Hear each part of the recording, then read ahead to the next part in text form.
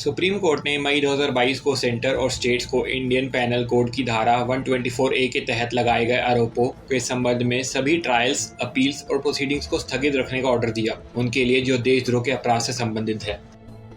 सरकार प्रोविजन पर रिकंसिडरेशन और री एग्जामिन करने के लिए वायदे किए गए अभ्यास को पूरा करती है। केंद्र सरकार ने शुरू में कॉलोनियल प्रोविजन का बचाव किया था, लेकिन बाद में अपेक्स कोर्ट को बताया कि वह अभी इसका रिव्यू कर रही है।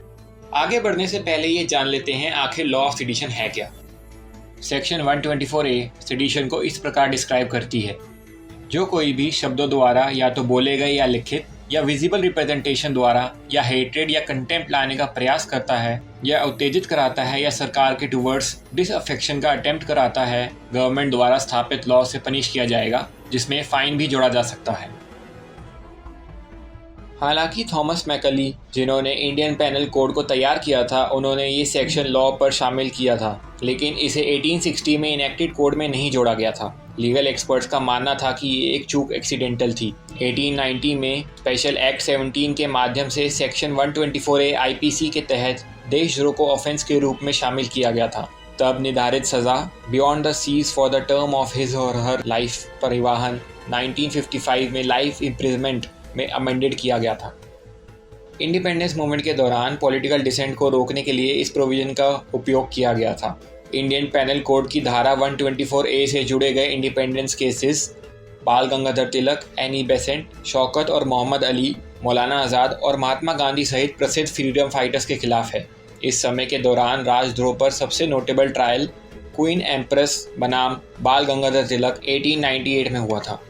कोर्ट्स ने बड़े पैमाने पर प्रोविजन के एक लिटरल इंटरप्रिटेशन का पालन किया, जिसमें कहा गया था कि the disapprobation must be compatible with the disposition to render obedience to the lawful authority of the government and to support the lawful authority of the government against unlawful attempts to subvert और resist that authority.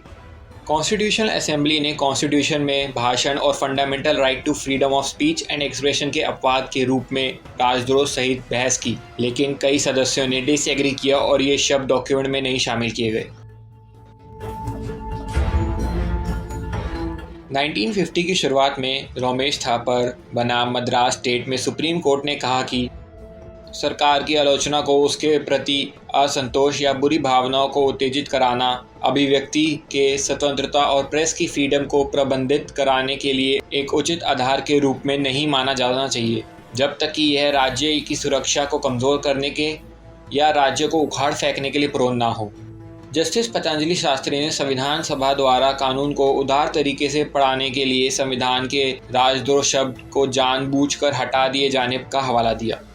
इसके बाद दो high courts Tara Singh Gopichand versus the Punjab and the Haryana high court और राम नंदन बनाम state of Uttar Pradesh ने घोषित किया कि IPC की धारा 124A मुख्य रूप से कॉलोनियल मास्टर्स के लिए एक उपकरण है। हालांकि 1962 में केदारनाथ सिंह बनाम स्टेट ऑफ बिहार में ये इशू सुप्रीम कोर्ट के सामने आया। जर्नलिस्ट किशोर चंद्र, कन्हैयालाल शुक्ला और तृणमूल कांग्रेस MP महुआ द्वारा पिटीशन के एक बैच बाद सुप्रीम कोर्ट ने ऑपोजिशन के खिलाफ एक नई चुनौती पर सुनवाई के लिए सहमति दी है।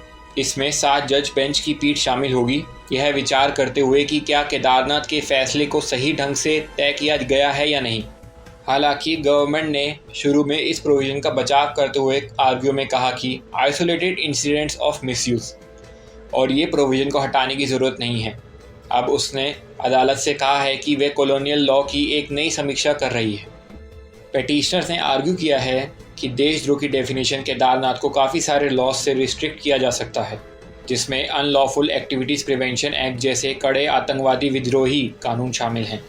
कोर्ट का इंटरवेंशन क्रूशियल है, क्योंकि यदि यह प्रोविजन को रद्द करता है तो इसे केदारनाथ के फैसले को रद्द करना होगा और पहले के फैसलों को बरकरार रखना होगा, जो कि लिबरल ऑन फ्री स्पीच थे। हालांकि यदि गवर्नमेंट लॉ को रिव्यू कराने के निर्णय लेती है, या तो भाषा को कम करा के या इसे रिपील करा के, यह तब भी प्रोविजन को एक अलग रूप में वापस ला सकते हैं।